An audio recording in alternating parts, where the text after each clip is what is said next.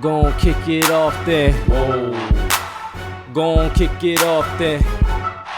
It ain't a game, kick it off then. Whoa.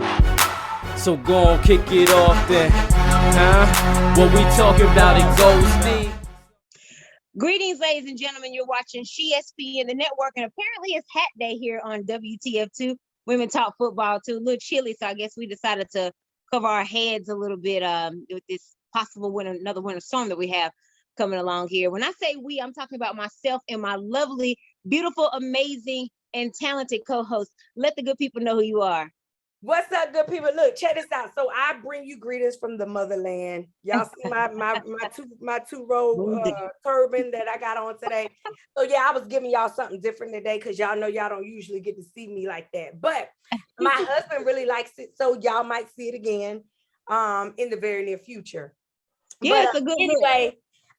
It's your girl, the one and only, the touchdown tomboy, and I'm in the building one more time, and y'all we getting closer and closer and closer.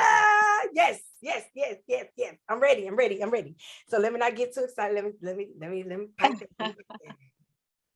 Well, indeed. I mean, you already kicked it off. Like you said, we're getting closer and closer. Here we are at the final four. Wait. Before we go in there, congratulations to my boy, my buddy. I don't even know you, but I act like I know you, right? Ja Morant for making it to the NBA All-Star. Okay, you know I'm gonna get my plug because you know Ja and Melo, you know how I feel about them now. I like old Ja now. And making it to the NBA All-Star team. Congratulations, starter Ja Morant. Absolutely. You still got the plans to go see both of them in February in Charlotte too, I'm gonna try to make it down there, man. I got to get going on there. I got to get moving, okay? Because you know them tickets just steady going up. Cause they steady winning. Yeah, try to sneak them in for Valentine's Day for sure. Eric, you watching? That's a good Valentine's Day present for the touchdown time boy. Hook her up, take good care of her. Because of course he gonna hear and see this. So yeah, Eric, look out for. All right. So here we are down to the final four in pursuit of the Lombardi Super Bowl 56, getting closer, 3 weeks away now. The GM positions are starting to fill in for teams, including the Bills, the Bears, and the Vikings. And thankfully, we have some diversity in those positions, something that's been much needed for quite some time. So that's nice to see as well. Big Ben officially retires, as well as O-lineman Brandon Brooks from the Eagles. The Broncos have hired the artist formerly known as the offensive coordinator for the Packers, Nathaniel Hackett. He's now their head coach. The Bears also get a new head coach too in Matt Eberflus. And I'm actually surprised. I know they like defense. He was a former defensive coordinator for the Colts. Really thought they would have went more offense with Justin Fields, but hey, I ain't nobody's GM. I can't make those calls there. And what is up in Jacksonville? Will they secure the bag with Byron Leftwich, or will they fumble the bag? Lots to talk about here, and we'll get into some other changes and questions at the moment. But for starters, let's dive into the first quarter with those past four terrific divisional round playoff games that we got this past Sunday. Very, very spoiled with the activity that we saw. By far, the best four games I've ever seen in a weekend in my entire life. It's not even close, seriously. We saw the number one seeds get eliminated. We saw the Super Bowl champs. They definitely won't repeat, as they were also eliminated. Antonio Brown getting in on the fun there as well on social media. And all four games came down to the wire. The first three came down to game-winning field goals, and the road teams prevailed on all three of those. In the last game, where the lone home team went on to overtime to secure that victory. We saw all types of changes in that one, lead changes, ties, back and forth, and a massive 19 points scored down the stretch in the last 1 minute and 54 seconds in regulation. So much went on in that game too. So touchdown time, boy, I ask you, Bengals at Titans, 49ers at Packers, Rams at Bucks, Bills at Chiefs. Which one of these four was hands down your favorite game from this past weekend? Okay, before I get into all of that, let me start by saying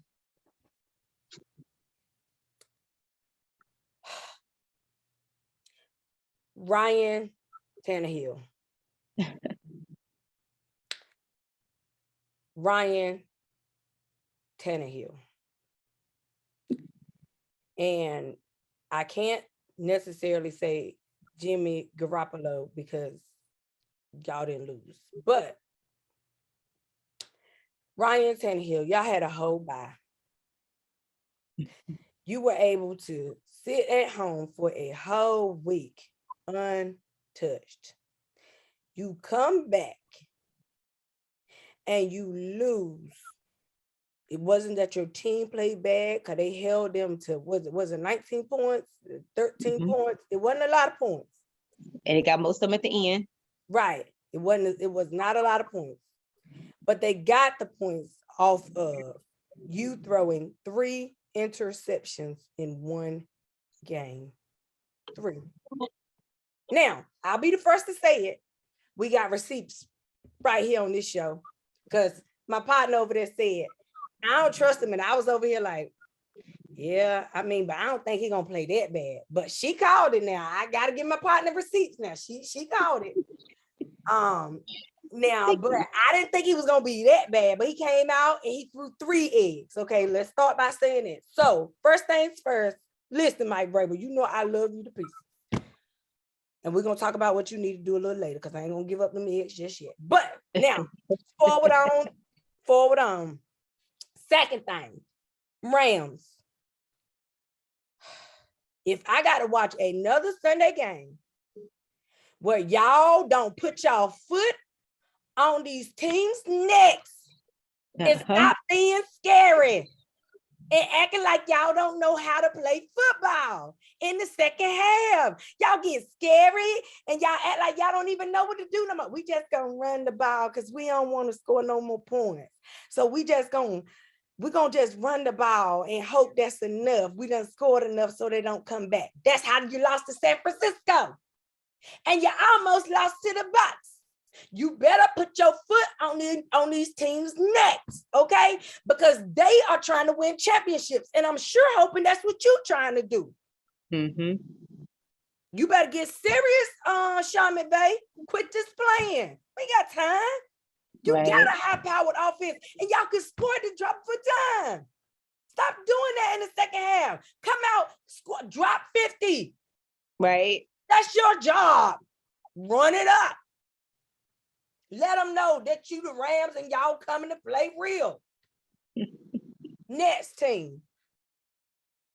Who else dropped the ball this week? Let me think. Green Bay, named the offense. Special teams. Listen.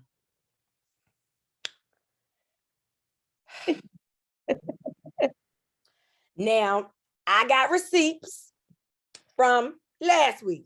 I told y'all. Yes, we did. I know exactly what you're about to say. That they were going to run the ball, control the time of clock, possession. And y'all didn't believe me when I said it, because I said that running game is real. And they got to get the ball in their playmaker's hand. Debo Samuel. That's what I said. I said it right here now. I said it right here. I got receipts. And they get it in their playmaker's hand. They control the time of possession.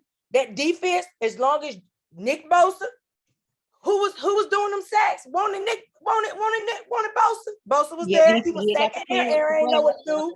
And I told you that Fred Warner had to be in the secondary. He was back there doing what he had to do. And yeah, I think I got receipts for all that. But anyway, I think you picked him. You picked him to win too, if I'm not mistaken. Actually, I told you that was the one game that I wasn't sure about. That's the one game that I said I wasn't sure about because I saw good and bad in each team, and I could see it being a coin toss, right? And truly, it was a coin toss. It was. That special teams thing that could just come out on any given Sunday. So, and I didn't know that Valdez-Scantling wasn't going to play until they actually, we got to Sunday and they actually snapped the ball and they said he wasn't playing. I was like, uh-oh, Aaron, you might be in trouble. Yeah, but I already knew that it was going to be a big issue because I already knew that Kyle Shanahan likes to control the time of possession by running the football. And I knew that he was going to put it in his playback. Let me tell you something. You know you are bad somebody. As a coach, as a player, and as a team, when your quarterback can be terrible and y'all still win, y'all a bad team. Y'all are good. Because that's what happened. Because Jimmy was not good. But they were good. Everybody else was good. And they still won. I don't think Aaron's going to get MVP now. That's just my thought. But anyway, so now on to the game that did not disappoint. which is going to answer my question. The game that I loved the most was the one that did not disappoint, except for in one way. So now in one way, now Leslie Frazier, I said that I was going to give you the benefit of the doubt last week. Okay, you have just earned, you got to stay a coordinator. Because the way they ran all over your defense last week, you couldn't even 13 seconds. You couldn't contain Tyreek Hill for 13 seconds. 13. Now, Sean Dermott, you own some of this blame too, because guess what? You could have squib kicked, try to keep the football in the field of play or something, so that y'all had the possibility of trying to get them less time. Okay, y'all could have planned this out a little better. So you got a little bit of this responsibility too. But I mean, the defense looked like it didn't know what it was doing, had no clue. But let me tell you something, them quarterbacks did not disappoint. Oh my God. Josh, let me tell you something. If anybody had any questions about who Josh Allen was, they sure should not have them now. That boy is a baller. He's a baller. Okay. Patty Mahomes, baller. And the crazy thing is that the quarterbacks independently have really more offense than the whole team. That's bananas to me. That's crazy. Since y'all don't believe me, I wrote the stats down. So here we go. Patty had 378 yards, 3 TDs. He had the most rushing yards for his team, which was 69 yards, and he had a scoring TD. That's what Patty Mahomes did. Josh Allen, he had 329 yards, 4 TDs, and he had 68 rushing yards, which was the most rushing yards for his team. Y'all, let me tell you something. Listen, I really believe if the Bills would have got a shot, I think they would have scored too, and we would have been in a double overtime. Okay, but that's a discussion for a different quarter. But that was the game that did it for me, girl. I was in here just and I'm not even a Bills fan. But that was the best game I have ever seen in the history of my football life. It was great. It was phenomenal. I was blown away. Yeah, me and you both. I kind of took the same direction. Of course, we don't talk about what we're saying before we get together, and I kind of took the same approach as you did, as why some of the other games were not my favorite, and then wrapped around to what was my favorite. So the Titans and Bengals, although I was pleasantly surprised with the results, because I picked Tennessee, and clearly I was wrong on that. But I was very proud of Cincinnati for knocking off the #1 seed, doing it on the road, and then the fact that the Titans had an extra week to prepare for them, and they still laid that egg. But the one thing that was kind of disturbing to me, though, that they cannot afford to do this weekend is allowing their quarterback to get sacked 9 times. I mean, that was a record, and Donovan McNabb, I think, was probably the only other quarterback that had got sacked at the time. He got sacked 8 times, and he went to a championship game. So it's very rare that ever happens. So you definitely can't afford to do that again. But the fact that you guys were still so resilient and being able to sacrifice your quarterback like that and get the win, I'm sure Burrow didn't even care anymore because they got the win. But again, got to be careful. Can I do that again this week? And I'm not really sure if those sacks was really like great D-line defense by Tennessee or just poor execution on Cincinnati on the O-line. So I can't even really figure that out. But again, it cannot happen this Sunday. You can't afford it against the team you're about to face this time. Tennessee definitely got caught slipping, and Kansas City won't. The 49ers and Packers game, that game right there was probably the funniest, the most entertaining game to me, because seriously, Aaron Rodgers, you actually let this team beat you 4 consecutive times in the playoffs. 4, right? Like they got a whole 4 for 4, right? You holding like our 4 quarters. They got a whole 4 for 4 against you, and I just think, like, seriously. And I mean, I know you were very upset and very vocal the night of the draft when San Fran picked Alex Smith over you, and you were like, "Oh, I'm gonna make them pay." This couldn't have been what you meant. Or did you mean, "Oh, I'm gonna give them some favors, I'm gonna give them some boosts as a result"? I know that's your hometown. That was the team you cheered for.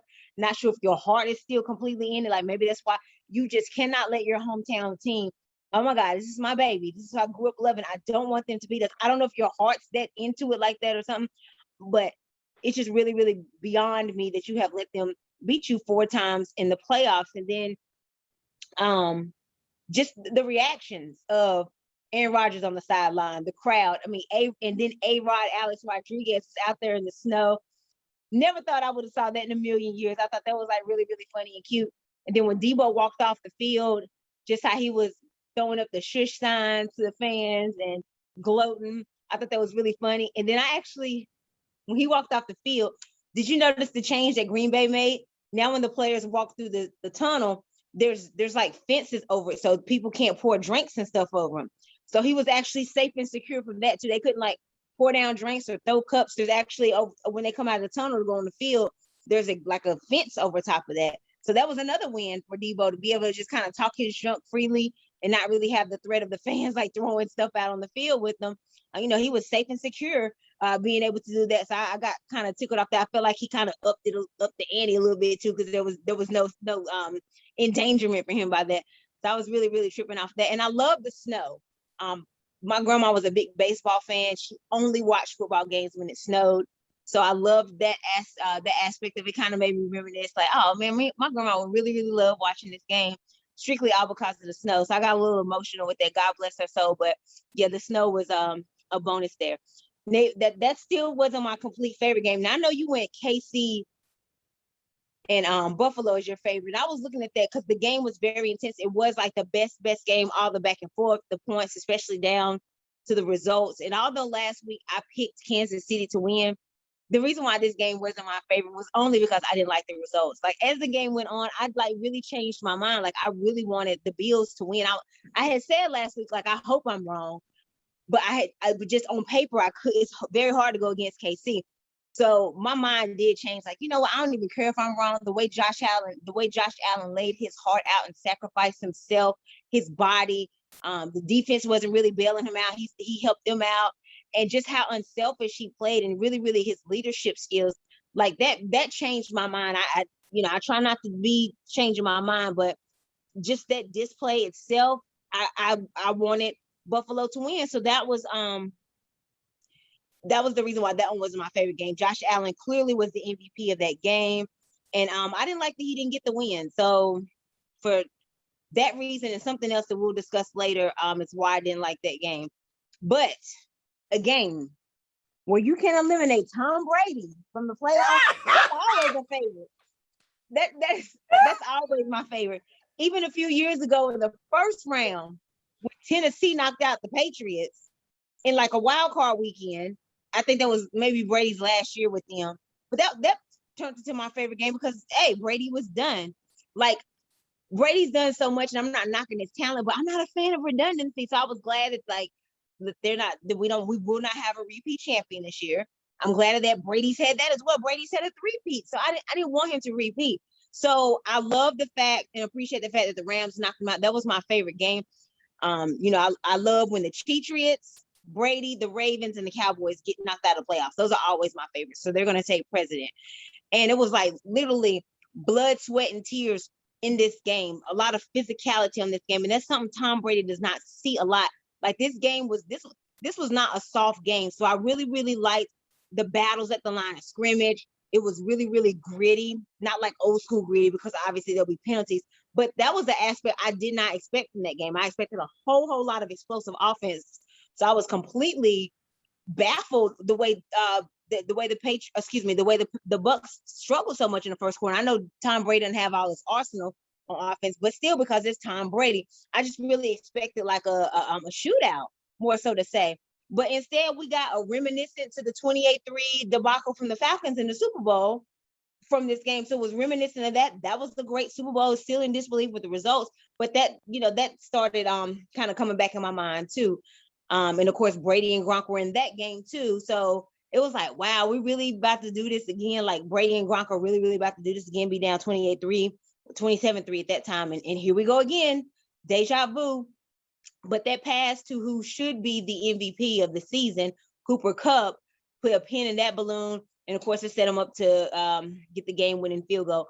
Also, the other reason why this game was a favorite of mine is because what the results of that game did, it's going to give us another rematch of LA and San Francisco. I never get tired of that rematch. I'm more intrigued with this rematch again as the Cincinnati and Kansas City game. This was going to be a little bit more entertaining to me because you know, the plots, the subplots, will Odell make it to his first Super Bowl? Will Matt Stafford make it to his first Super Bowl? And then, you know, will the 49ers pull off a hat trick here, a little hockey terminology? Will they beat them for the third time this season, which is improbable on paper, but it's very possible as well. So couple that with all those things, I mean, we get a chance to see maybe if Jimmy G will go back to another Super Bowl, if Sean McVay will go back to another Super Bowl, Aaron Donald back to another Super Bowl, Von Miller, Sean McVay. So yeah, this one's for all the marbles here. And the crazy thing is LA gets this home game, and if they win, they get another home game in 2 weeks. So I just like that, them knocking out Brady and the Bucks, that set us up for this one as well. So we all get this all because the Rams knocked out the former Super Bowl champs and got that conclusive matchup. Oh, and did I mention that once again, this was my favorite game because Tom Brady got knocked out? Because that's the main reason right there. Definitely so elated, so happy about that. Pull out the confetti for sure. Now for the second quarter, you know the icing on that cake, right? Is that Tom Brady got a penalty and a busted lip in the same game, and oh yeah, he that's got right. trolled by AB. He had a bad day. Yeah, he had a bad day. He definitely that. Cause you had a bad day, you take it one down. Yeah, Tom Brady really had a bad day with it. He had a bad Sunday. The AB stuff was so funny too, because AB was also picking on himself. So like he poked fun of himself too, took like a light sense of humor approach. So yeah, that was definitely hilarious. All right, so for the second quarter, something we've both been hinting at, a synopsis of some of the OT rules. It used to be 15 minutes long, now it's 10 minutes. It used to be where a field goal would end the game, but it's been changed where both teams at least get a chance to score a field goal. The next score, whether it's field goal, safety, touchdown, automatically wins the game. Also, the first team that gets the ball, if they get a touchdown, like we saw last Sunday, the other team does not get their chance, and that ends the game. So, TT, is it fair to both sides of the ball? I mean, even special teams not really getting a chance if the first team that scores the touchdown wins. You know, they could possibly run off a kickoff return, so they don't get their chance either. The coin toss, how does it have this much power? Or do you solely put the blame on the defense if a touchdown is scored? I mean, all these things must be considered and weighed. So with the dramatic conclusion of Sunday night's divisional playoff game against the Chiefs and Bills going into overtime, what do you think of the overtime rules? Were they fair? Were they right? Do any adjustments need to be made?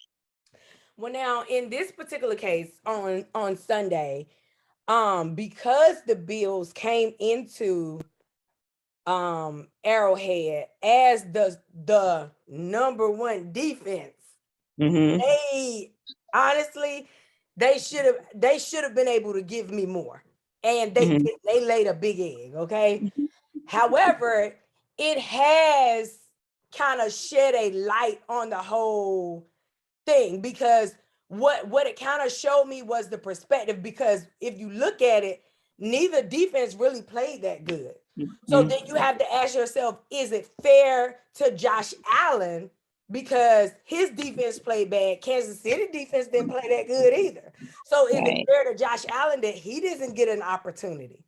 And so what I've come to conclude is that maybe what they need to do is that whether you score a touchdown or not, that both teams get the opportunity to possess the ball the initial first time.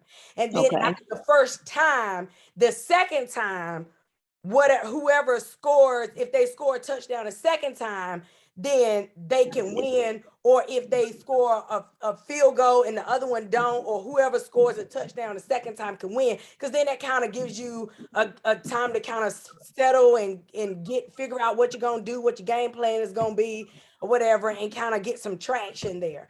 But I think maybe if what they should do is give both teams the opportunity, and then the second go round, hey, this is it. Because if not, you'll be out there all day.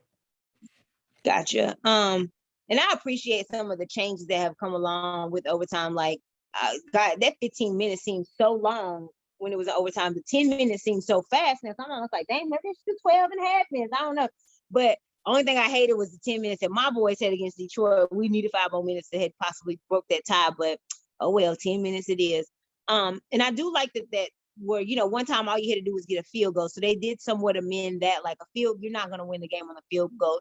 That's not a strong enough possession to win the game. So I like that they amended that as well. And, give the person a chance on the opposite side to score a touchdown and they could consequently win. So I like that as well. However, and I know you mentioned the all night long, and we've had an all night long college football game in overtime, but I like the college system.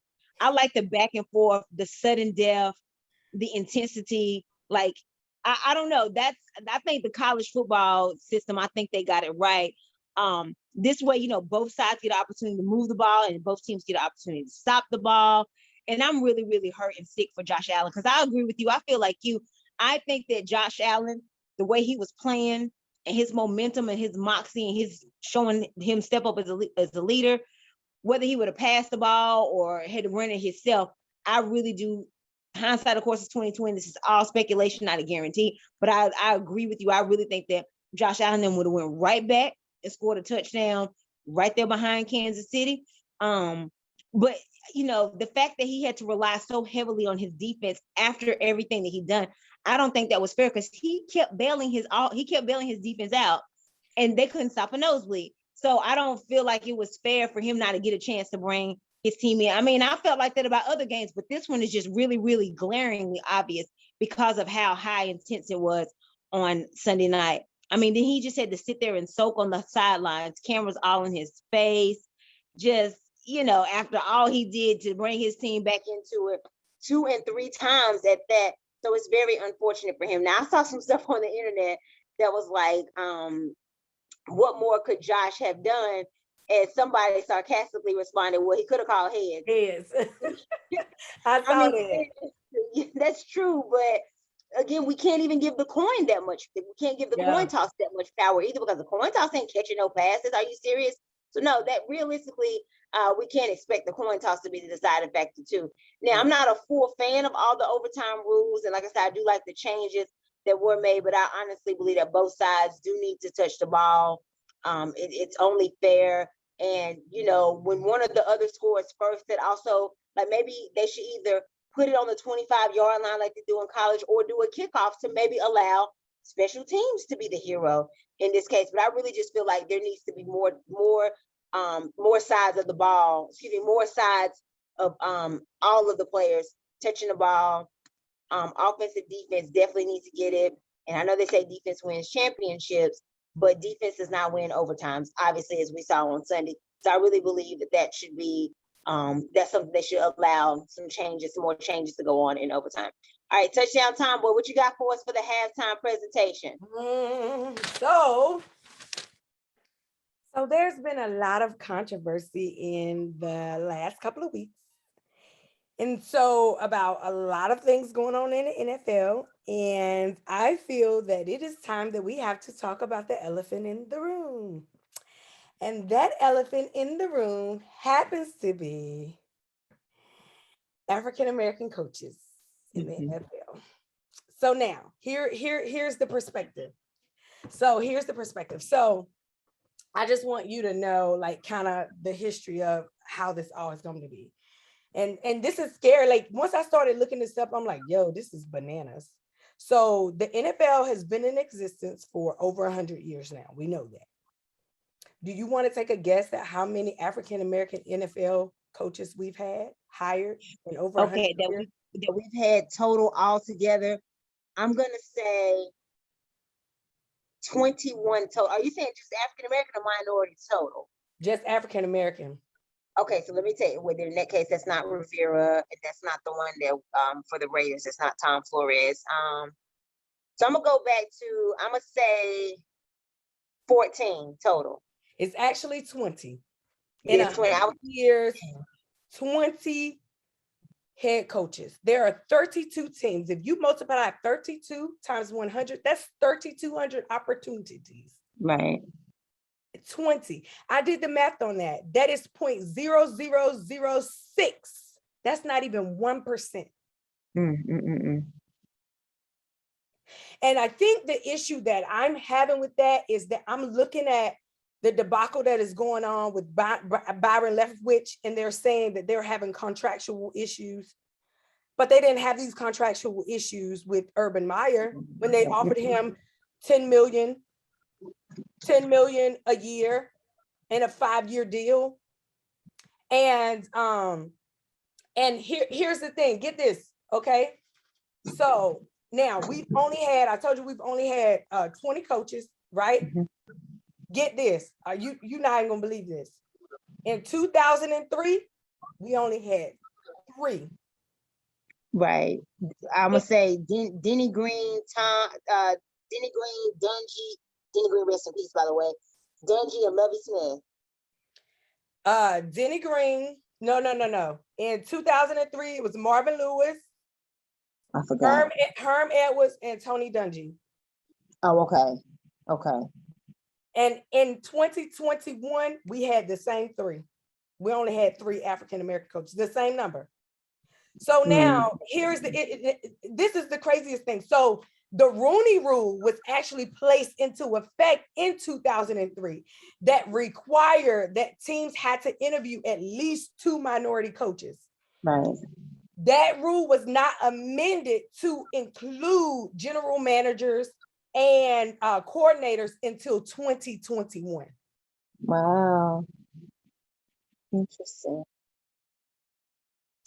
So now the statistics have shown that African Americans are only hired typically in most cases when the glass cliff theory applies. So the glass cliff theory is, listen, it is when coaches are only hired by teams with a history of poor performance or in crisis. David Culley is a perfect example of that, and so is Brian Flores. Matter of fact, when I started looking through the history of all the coaches, because I have the name of all of the coaches and how they were hired, every one of them, with the exception of Tony Dungy, and it was one other person, Tony Dungy, he was like one of the only one that was not hired as an interim, that basically, or as somebody that, because the team was so bad that they just brought him in and then he took over. Okay. Tony Dungy and I think it's Lovie Smith. Well, I was about to say, I thought it would have been Mike Tomlin because Coward finished 7-9 his last season. So that wasn't completely terrible. We weren't really, you know what I'm saying? And we still had Ben. So yeah, he did. He definitely did. He definitely did. But the point that I'm making is that this is a problem in the NFL. Yes. But get this. So I can do you even more stats because people lie, but facts and figures don't. Right. So now the statistics have shown that if you are a coach in the NFL for 19 years now, 19, your probability or your odds of winning a Super Bowl is only 44%.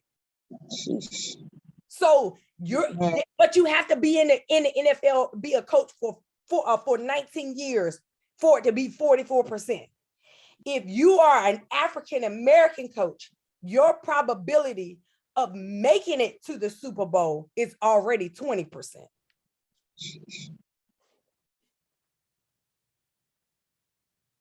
That is terrible. Unbelievable. So there is our elephant in the room. I'm concerned that we are practicing hypocrisy in the NFL. Yeah. And I don't like us having end racism on the back of our helmets if we're not going to actually end it. Because it is actually, the stats are there, the numbers are there. The theory has already been proven that minority coaches are doing just as well as their white counterparts. And some of them are really out coaching them in a lot of ways. And they're not getting, their rope is not as longer, and they're not being hired for as longer term. And typically when that African-American coach is hired and fired in a short amount of time, the coach that comes behind him is typically worse. Oh yeah, like Detroit Lions with Jim Caldwell to Matt Patricia. Yeah. Yes, and that girl, let me tell you, I have looked it up, the stats. It has happened over and over and over again. I think Tampa struggled there too before Bruce, like after they fired Lovie Smith. Cannot remember the coach who came in. Well, now But they Lovey didn't do struggled that before they got- great. Lovey didn't do that great. No, But no, he didn't. Because I think he had like a 3-win season when they fired him. But the new coach, they got a white counterpart for him before Bruce Arians, and he did Lovey type numbers too. yeah, he did. He was like 2 and something. I read about that today. He was like Yeah. 2 or 3 and something too. He was bad too. Yeah. I mean, look at the Colts. Dungy got them to AFC Championship games. Of course, they ran into a lot of Tom Brady stuff, which, I mean, who hadn't? I mean, you see what Tom Brady did after he won those AFC Championship games. I mean, Dungy got them there. Dungy got them to a Super Bowl. Dungy won them a Super Bowl. And look at them now. I mean, And you and to leave it on a bright note, out of the 20 coaches, which I think is pretty darn impressive, 4 of those coaches have gone to a Super Bowl and 2 of them have actually won. right. So that's the Lovey went the same year as Dungy because we were like, okay, we're definitely getting they played African-American against each coach. other. Yeah. And so Tomlin, they're not counting Ron Rivera on that. This is all just African Americans, is what my He went to Super Bowl. I just talked about African American coaches. Okay, so Lovey, Dungy, Tomlin, and you said Codwell, Jim Codwell. When did he go to a Super Bowl? He was took the coordinator. He took the Colts to the Super Bowl. You know, he was hired after after Tony Dungy left the Colts. Jim Caldwell took over. Like as an intern? He took over the Colts. That's what I read. I did not remember that. Well, I got to go back and get refreshed on that. I think he won a ring as a coordinator with Baltimore. I think he was on the No, he didn't Baltimore win it. He didn't win it, but he was their head coach and he took them to the Super Bowl. They didn't win though. Right. I'm saying I think Caldwell was on the coaching staff for Baltimore when they won that Super Bowl. I think he was an offensive coordinator.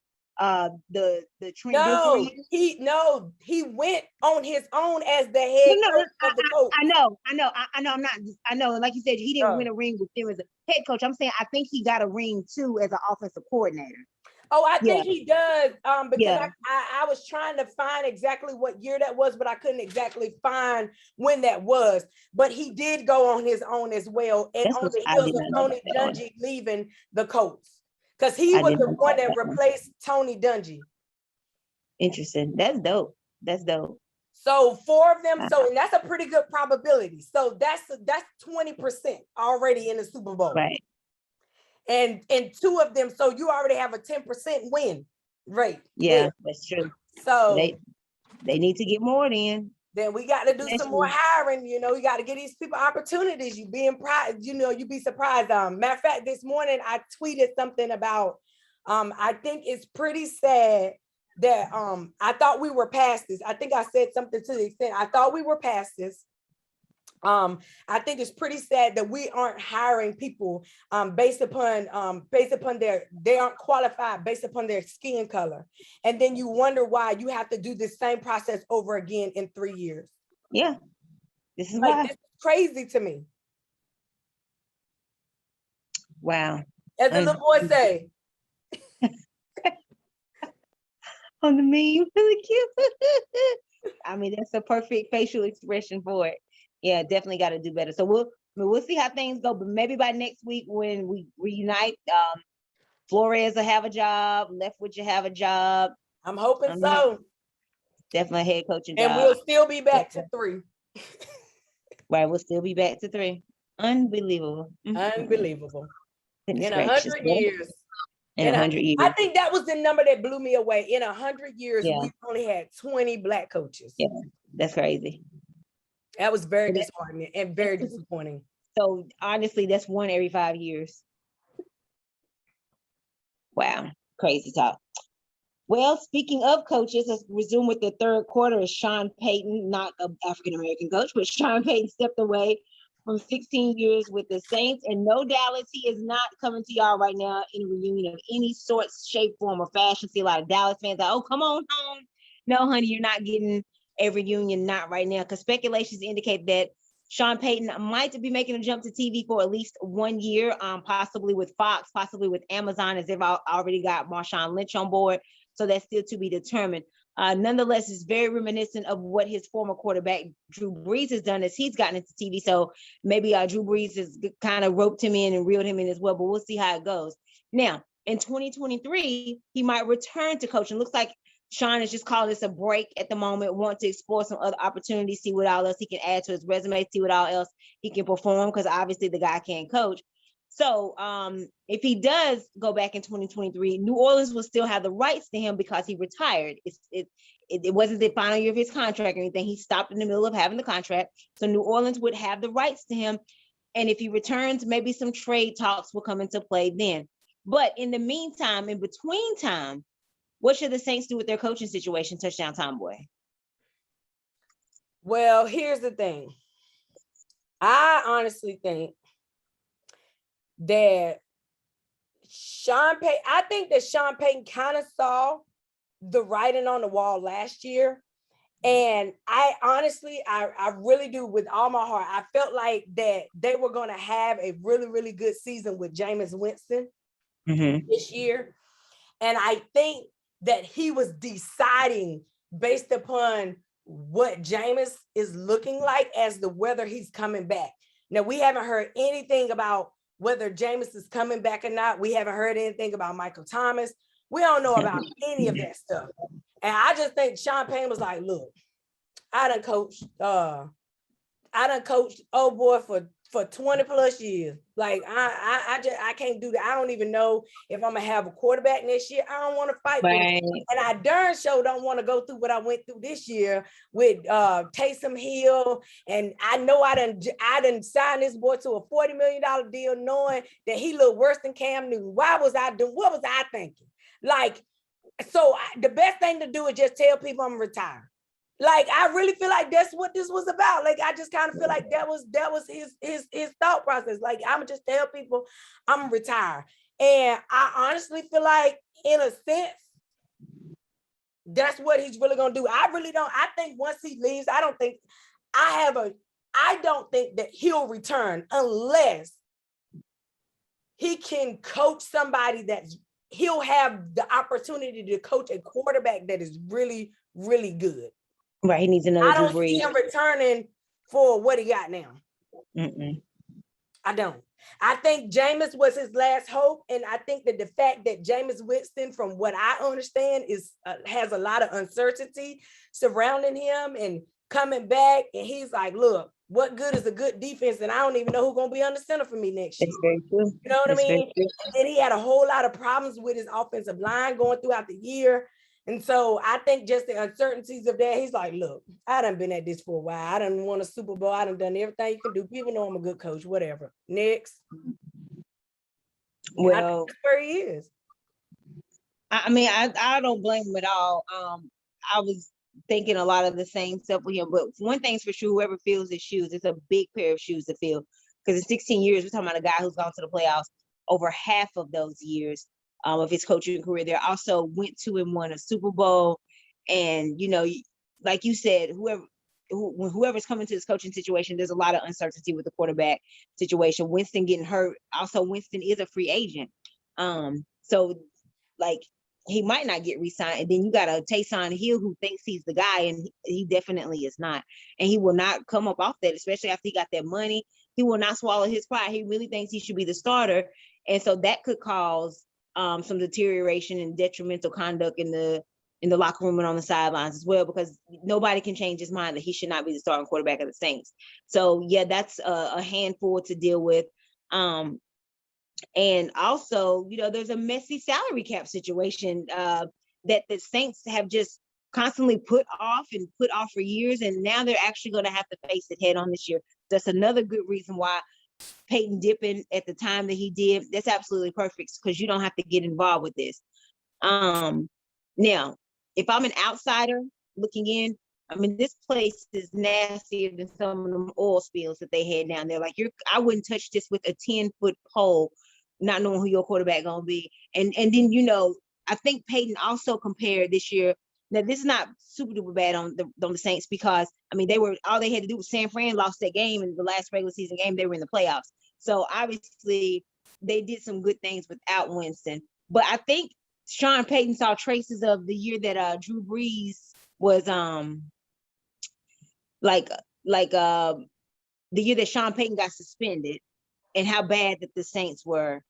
And like also there was a year that Drew Brees got hurt and how bad the Saints were. And it's just kind of like all of those changes accumulating. And it's like, yeah, let me go on ahead. All right, I'm gonna head out like that SpongeBob meme. Now, with all of this stuff going on, I honestly think probably the best thing to do, because again, if I'm an outsider and I'm seeing all this, I don't know who my quarterback gonna be, this salary cap situation. We ain't heard about Mike Thomas. Can the defense continue to hold down the offense if we don't have a quarterback? And who all is out there? And can we afford them? And are we even attractive enough for a team quarterback to want to come to us? Like, we got to kind of set it down a fine platter here.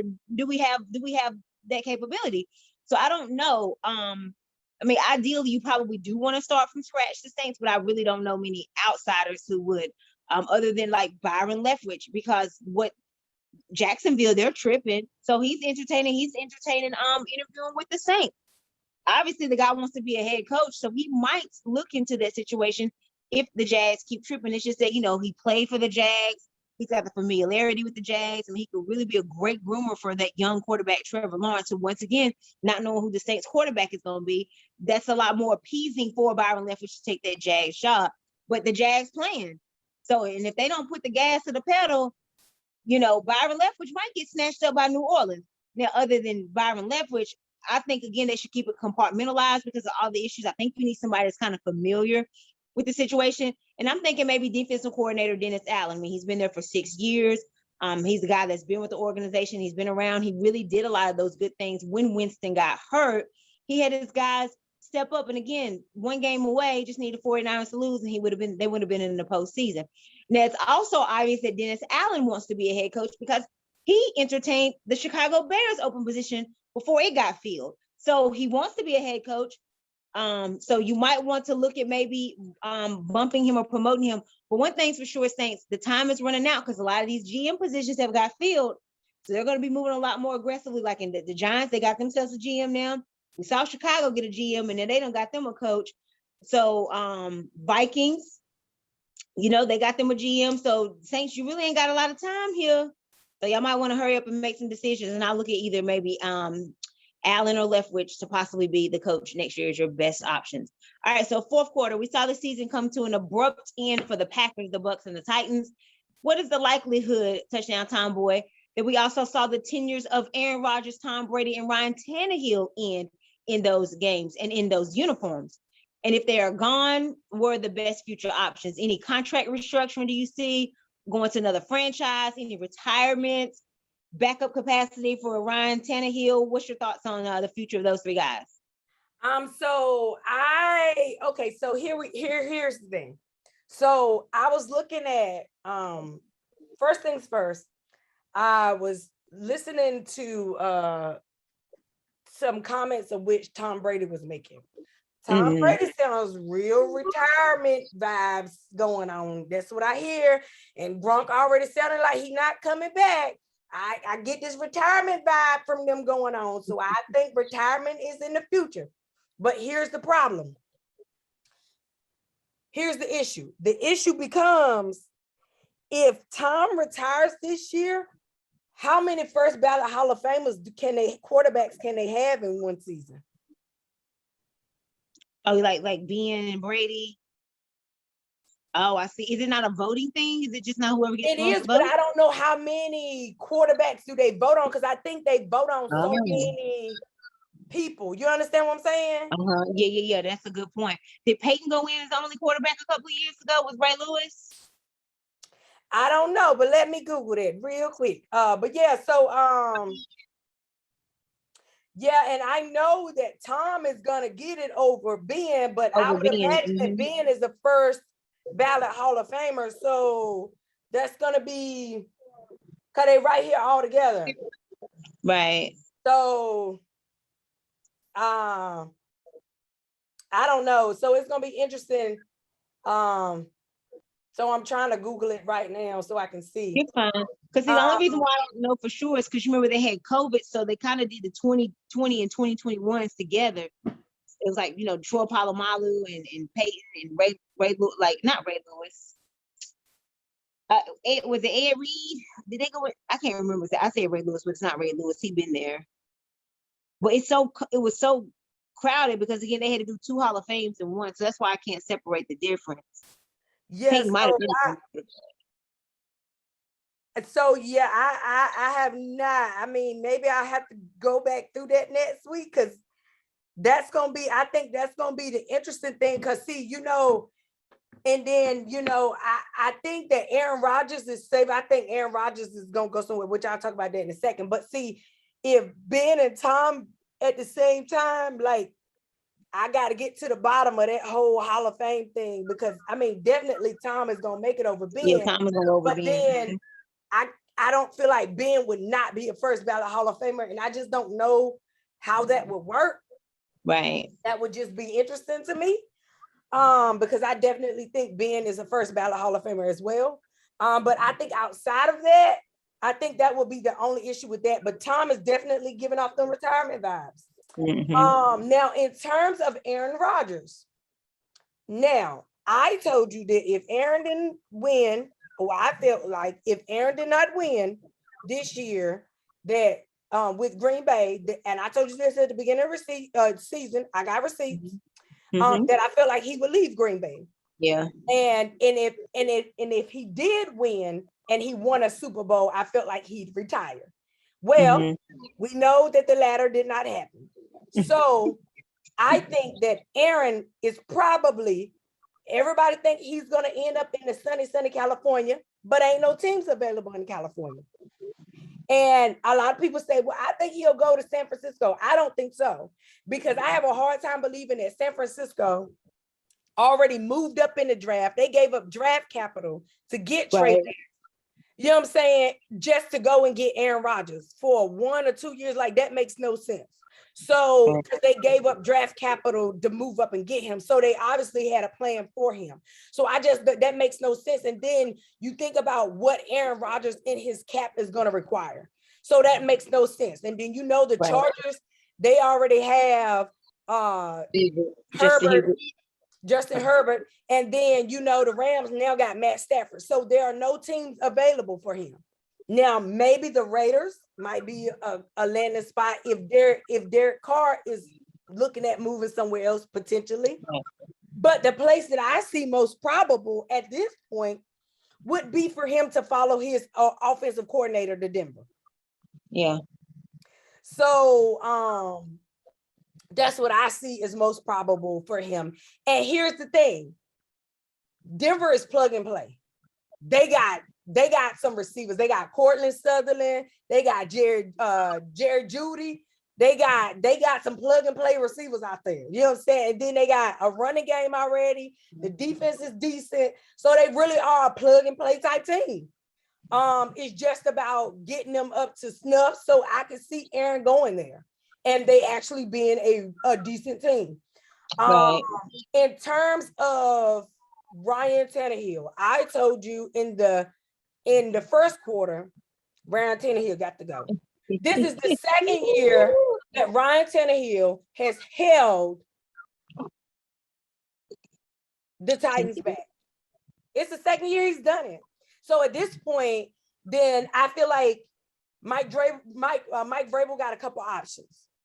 I would say he can either try to see if he can get something out of the draft that he can work, which it really isn't anything, or he can see if he can get somebody else, which there are a couple quarterbacks in the market. Russ. Yep.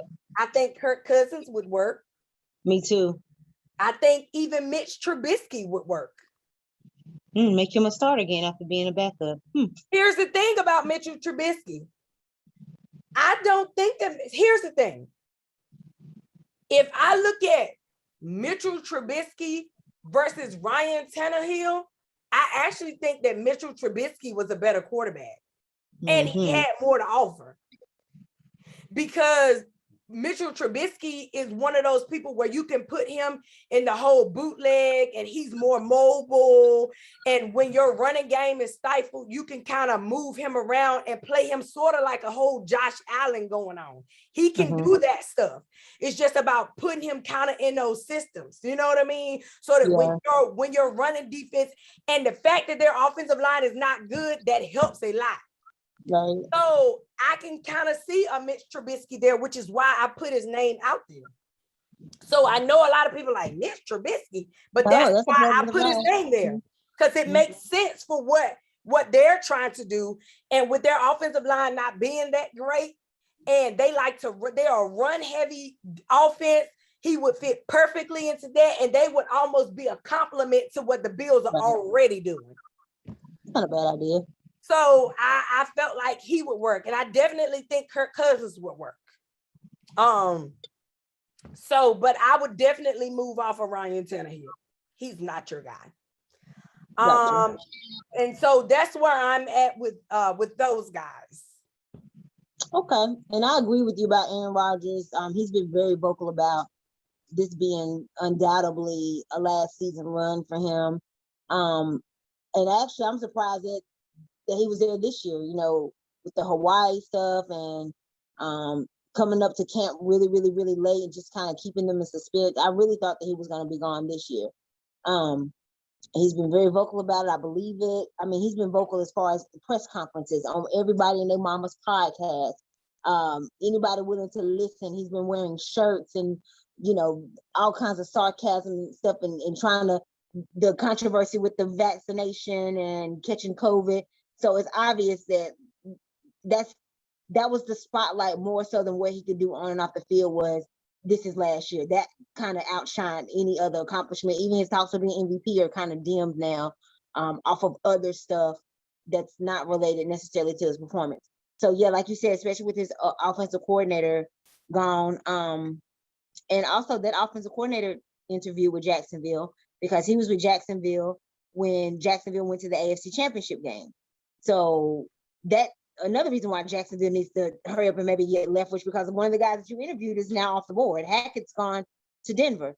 I think Aaron Rodgers wanted more power and control. This looks like an orchestrated move here. Remember, Denver tried to get him last year, and part of the reason why Aaron didn't go was he wasn't a big fan of the coach. He wasn't a completely big fan of the personnel that was there. But now enter in his offensive coordinator that'll help lure him. And then also he mentioned if y'all can work away for Davante Adams to come too, even though the Broncos are, as you alluded to, are pretty solid at defense, at wide receiver position. But I wouldn't be mad if Davante went, because Aaron Rodgers would be going into a brand new, he hasn't worked with these receivers. Time out. If they put Davante Adams with Cortland Sutherland and Jared Judy, girl, we're gonna have a whole problem out. I mean, I wouldn't be. I think it's brilliant. I think they're gonna have a whole bunch of problems. Because here we talking about Jared. We talking about Jared Judy is steps up from Valdez Scantling already, because Jared Judy got hands, okay? And Cortland Sutherland, you know what he can do, right? And I know a lot of people girl. A lot of people why would they don't have room for another, they don't need a wide receiver. But that's brilliant, because he already has the chemistry with Davante Adams. And if people try to double team Davante Adams, that's going to open up for those other receivers. And they could have kind of career years like Mike Evans had with Tom Brady. I don't know. I think it would be genius if they could fit him in. Now, if he doesn't, for some reason, he does not go to Denver, maybe slim possibilities, wouldn't rule out the Steelers. Obviously, they need a temporary veteran in a rush, and their transition process, again, has been officially retired. And plus, there's a grim look of the backup quarterbacks with both Haskins and Mason Rudolph. Not really so sure about that. And then the draft class. I know you ruled out San Fran, but the verdict is still out on Jimmy Garoppolo. Of course, he's still playing, so it's hard to determine. I mean, Aaron Rodgers had always wanted to play for San Fran. Now his resume against them ain't real. Like, they might be like, man, we done kicked your tail. You're not finna KD us. Like, you're not finna like how KD was up against Golden State 3-1, and then he lost, and then you can't beat them. Join them. Like, no, they might uproot that. Like, no, man, you're not finna KD us. We done already beat you. We don't need you. So they might do that. But here's the I don't thing, know. though. What's interesting about that, though, because then what makes that kind of weird if they were to do that, because then it would have looked like, because they had to give up some draft capital to move up in that draft to get Trey Lance. I understand it, but what if they just trying to do? We all know Aaron Rodgers ain't gonna be there for long. I mean, they might maybe just make him like the 1-year quarterback because he played for it. This is his hometown. So now He's you a talking veteran. about, Trey Lance. this guy you done moved up to get. You're gonna sit him a second year? Chicago did it with Mitch Trubisky. They moved up and got him number 3, and he ain't even with the team no more. So, but he went his 5 year. They just decided to not extend him, but he started playing from the beginning. no, they got rid of Mitch Trubisky before them 5 years was done, though. But Like he at least played the first 4. Trey ain't really even played at all. But I'm just saying more so like on a 1 year, let him play for his hometown. I mean, Aaron Rodgers is on his last leg. It's not like they replace him with a young quarterback. I know that, but I just can't see them. I mean, maybe, but I just don't see the sense in them. You done went out and drafted this guy, and you're wasting his prime by just sitting him on a bench for a second year to play behind somebody that is not going to be there long term. The couple of times when Garoppolo was hurt, Trey Lance did not. Trey Lance wasn't all that when he did get the opportunities to start and that's true, but they have to develop into that. None of them do. And why wouldn't you bring an Aaron Rodgers to set that up for him? Because Jimmy Garoppolo ain't the leader for him to help him set up. That's true, but none of them start out like that. Tom didn't start out like that. None of them start out like that. Right. But they have to grow into that. But that's why playing is important. But Tom also had Drew Bledsoe. Aaron Rodgers had Brett Favre. So I hear what you're saying. But I just can't see him sitting for a whole nother year. Maybe it's plausible, but a whole nother year. But again, all of this is just a reach. He might not even go. But I'm just saying, like, other possibilities, like it kind of would make sense a little bit, just because of like it's his last year. Why not let him play for his hometown or just any of that like that? Because the veteran, he's about to go anyway, and then he could probably help Trey Lance. Shoot, mid-season Trey Lance might be starting, but I would want him to get groomed by Aaron Rodgers more than I trust him to get groomed by Jimmy G. I don't know. And I agree with you about Tom Brady. Yeah, I think that he's done as well. Gisele's got involved. The kids are involved and saying like they're tired of him being hurt, and dad's not around. The conversation definitely does seem like he's done. He had a wonderful 2-year contract stint with Tampa. I mean, he showed the world that he could win the Super Bowl without New England. New England has not fared with the same success. They haven't even won a playoff game without Tom Brady, for goodness sake. And then I think the revenge tour is complete for Tom Brady. He really has nothing else to prove. He really has nothing else to show for it. You got 7 rings, which is more than any franchises all the way added up together. Like the Steelers got 6, the 49ers got 5, and the Cowboys got 5, and you have 7 all by yourself. So you really there's no more records as far as for you to break. You pass for another 5,000 yards this year at 44. Like, dude, you really ain't even got to do nothing else. Godwin might not be back. He's a free agent. We know Antonio Brown's situation. Gronk talk like he ain't coming back. I mean, you about to lose your offensive coordinator to somebody's coaching staff. So I think, just ride out on top here. We know Bruce Arians ain't doing so good. He wearing a heart monitor every game. Yeah, he might not even be back either with all the tumultuous stuff going on with him. Shoot, he might have a lawsuit from Antonio Brown. He's trying to appeal this. Smacking players upside head. And Bruce Arians had health issues too when he stepped away with the Steelers, with Arizona. Because he had that monitor on Sunday. He had that heart monitor on Sunday. So it might be it for Bruce Arians as well. And I mean, obviously with Ben retiring, Breeze leaving last year, the Phillip Rivers leaving last year, the veteran gunslingers and veteran quarterbacks that we grew up on, they're phasing out, become the young guns now. The transition is happening. I think this is probably the best time on paper for Tom Brady to go on ahead and move out. Now, as for Ryan Tannehill, after throwing 3 interceptions this past Saturday to go with his season high 14 interceptions. Yeah, I'm gonna start calling Ryan Tannehill Ryan Tannespiel, throwing away that ball 3 times. So, but the problem for Tennessee is the way Ryan Tannehill's contract is set up. I think they'll have to keep him. I don't know anybody that'll. He's just too expensive now. Unless he takes a bite of humble pie, which he needs to, and restructures that contract. I just don't see anybody willing to take that on for him. The trade might be so expensive to get him because his contract is so much.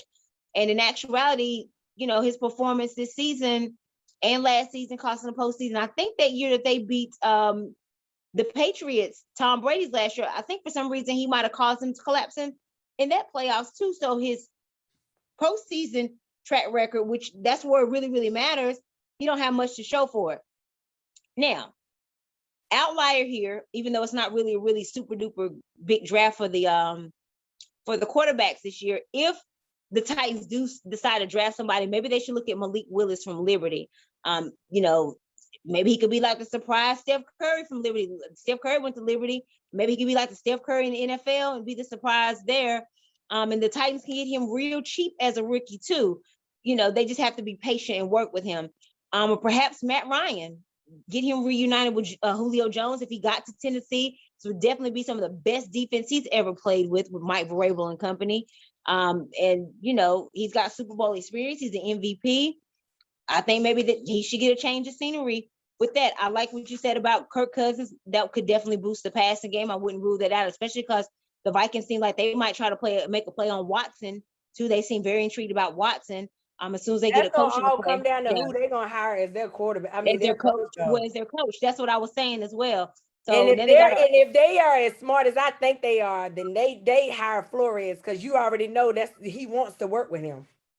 Yeah, that's true. So I mean, I guess part of the other thing is they were waiting to get a GM in place. Now they've got that, so they'll probably be a lot more aggressive in going after their coach and quarterback.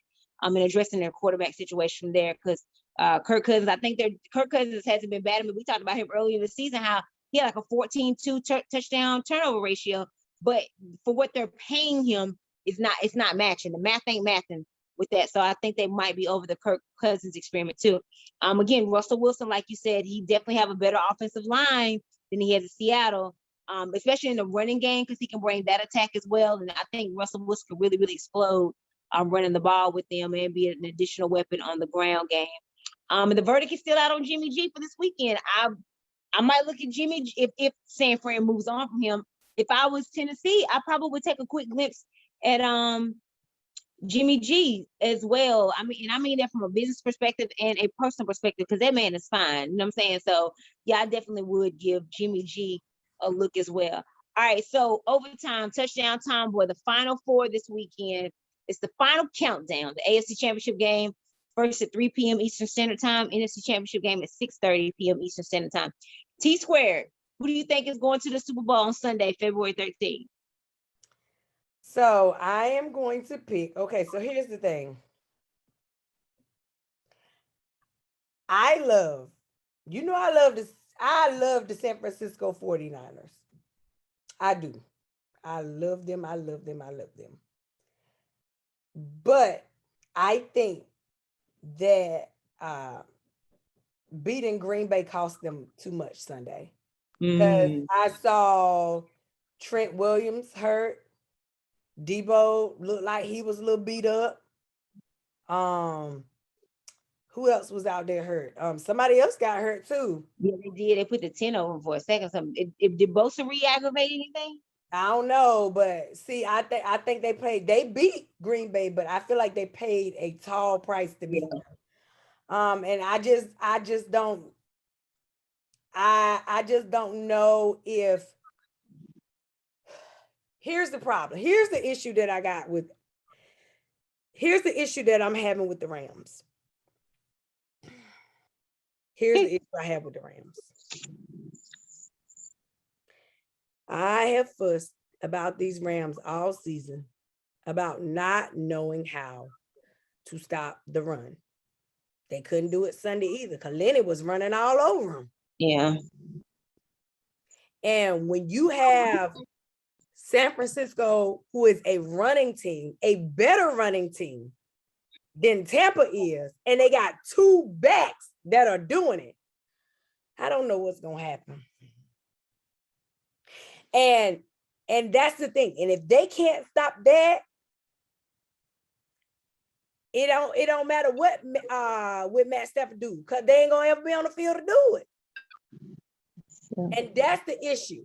So I think the Rams, I want the Rams to win. But the Rams winning, hear me and hear me out. The Rams, I think the Rams should win. The Rams have the potential to win. But the Rams winning is gonna only be predicated on if they can stop the run. If they cannot stop the run, hear me and hear me good, they will not win. They have to stop that run. If they can't stop the run, they ain't winning. Okay. And in the other game, I'm sure that the Chiefs will probably win, but I'm gonna pick the Bengals because I'm just sick. I want to see a new team in the Super Bowl. So I'm gonna pick the Bengals. Okay. Okay. The Chiefs have been in the AFC championship the last 4 or 5 seasons. Okay. I love you, Travis Kelce, because you's a fine somebody. But I'm overseeing y'all now. I'm over it. Okay. Y'all done been there 4 or 5 years. Just give me somebody else. At this point, give me somebody else. It might well be Joe and Jamar Chase. They've been having stellar seasons with T. Higgins and them Buzz. And the defense been playing real good too. Just give me somebody else. Okay. So I'm gonna pick the Bengals, even though it's probably gonna be the Chiefs. Gotcha. I'm feeling like you with the AFC championship games. I have conflicts as well. I'm having I need to call Swiss Beats and Timberland because I'm having my own little internal my own internal versus battle here, because I have who I want to win versus who I really think will win, kind of like what you were saying. So, and of course, I just want to preface this by saying, because like you, I'm not a fan of redundancy.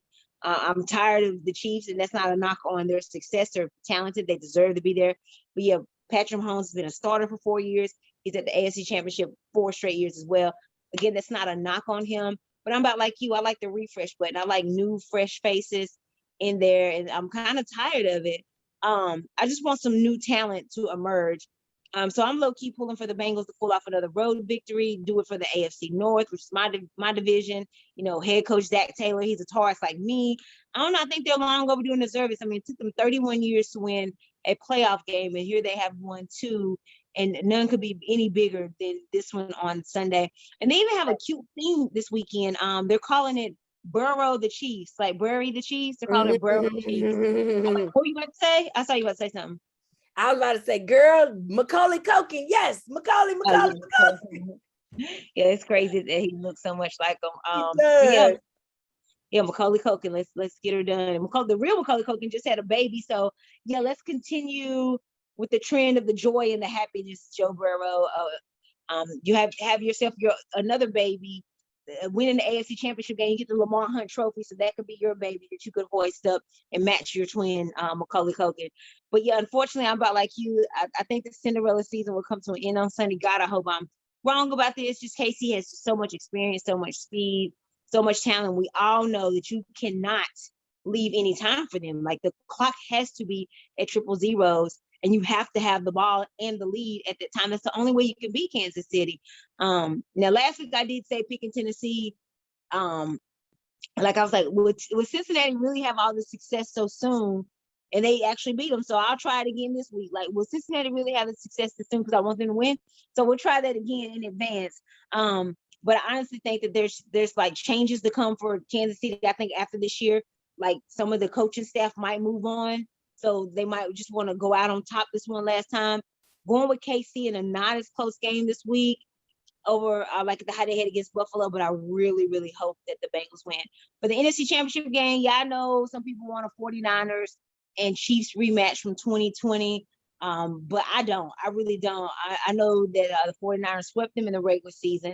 And yeah, I know San Fran already beat the Rams in LA. Again, that was regular season. But the stakes are a lot higher now. This is for all the marbles here. And then you got LA, who already has home field on here. And if they win this game, 2 weeks later, they have home field again at the Super Bowl. So I'm like that's got to be at the top of y'all mind. Do you not understand the severity of you will be hosting a Super Bowl in your own backyard, as long as you don't overlook the San Francisco 49ers for the 3rd time this season? The other thing is, with the way San Fran played in most of that Green Bay game and most of that second half of the Dallas game, they can't afford to make those mistakes. Not this week, not with the trip to the Super Bowl on the line. Now, I've said two things for a while, that dreadful Super Bowl we watched with the Patriots and Rams a few years ago, that should have been the Chiefs then too against the Saints, that the Rams were a quarterback away from winning that game. And I'm sticking by that.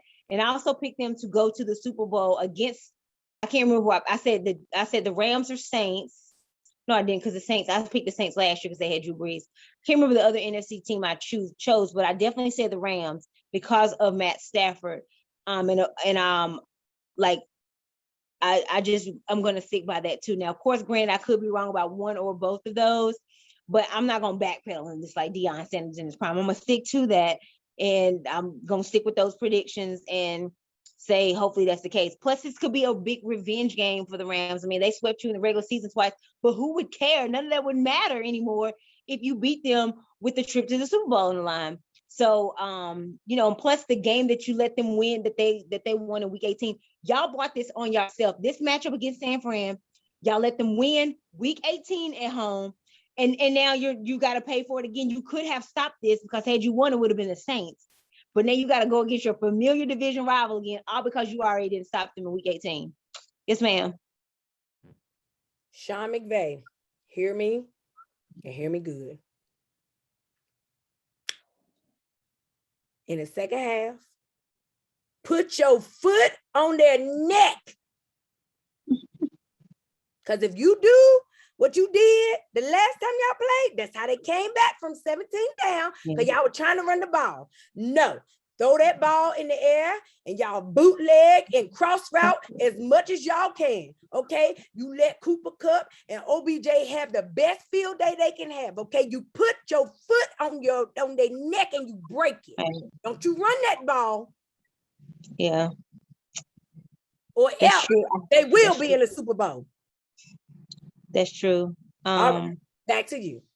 No, I hope, McVay and LaFleur as Coach Carr, of course, they got history together coming from when they were the Washington Redskins together. I mean, can't y'all just try to attack it like them? Why don't y'all try to work on each other's weaknesses? Like, I don't know, like, why don't y'all kind of devour on that? You're familiar with, what to do. I mean, obviously, San Fran has figured out the formula and picking out the Rams' weaknesses. I don't know why the Rams haven't been able to do the same. But I think that they will make the necessary adjustments this time. I hope they do. Or otherwise, I mean, y'all really about to let the 49ers like Aaron Rodgers, y'all. Like, they have beat Aaron Rodgers 4 times in the playoffs. Y'all about to get beat by them 3 times in the same season. Like, that's so embarrassing. That'll be so embarrassing. But I think this will be like a more of a one-possession game, because these two teams are so familiar, they're division rivals. And yeah, I think it'll probably end in a little bit more of a dramatic fashion, or it could be the other way around. But I like the Rams in a close one on this, again, because I've stuck by them for most of the season. Plus, I do not want the 49ers to get another chance at possibly getting 6 rings with my Steelers. They had 2 other chances in 2013 and 2020 to do it. So I'm gonna sit this one out, okay? And I don't care how fine Chief Garoppolo is. Yeah, let's go on ahead. Y'all sit this one out. All right, so I'm going with the Rams and Chiefs, but I want the Bengals to win. And you're going with the Bengals and the Bengals and the Rams. You want Bengals and Rams? Okay. All right. I hope you're right. I really do. I hope the Bengals win. I wouldn't be mad at all. All right. So T-Square, any shout outs or think of this? Nope. But I just hope that Byron Leftwich gets his contract soon, because I'm tired of hearing about maybe not.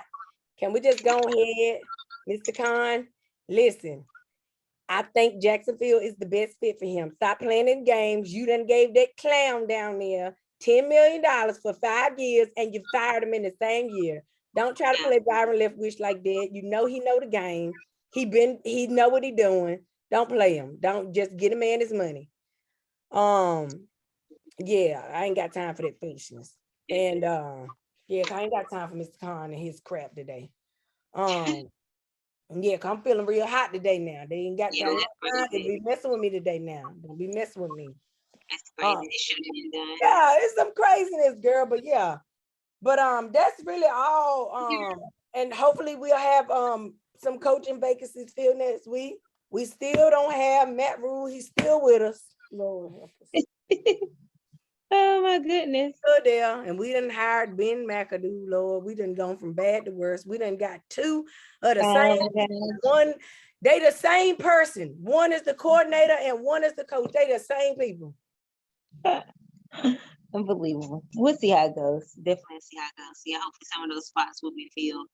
We're still waiting on Brian Flores. Hopefully he gets another shot at head coach because it's much deserved for him too. All right, then plus also next week we'll know who's going to the Super Bowl 2 weeks after that. So fun, exciting times here. So we appreciate you guys for tuning in once again on Women Talk Football 2, WTF 2, Touchdown Time with Gridiron Goddess. Catch you guys next time. We out.